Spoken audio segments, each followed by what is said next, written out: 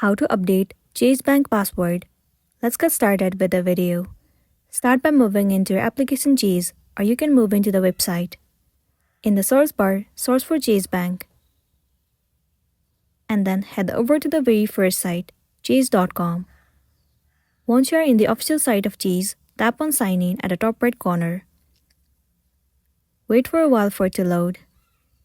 It will land you on the page where you'll be able to log into your account. Enter your username.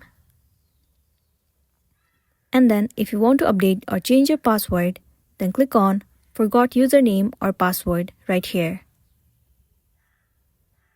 Now what you want to do is, you will have to enter your social security number or tax ID number.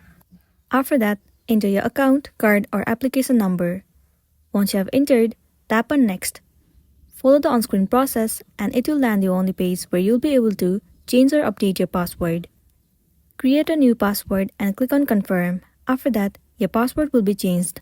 So that's the wrap for this video. If it was helpful, give it a like and check out our next tutorial. Thank you.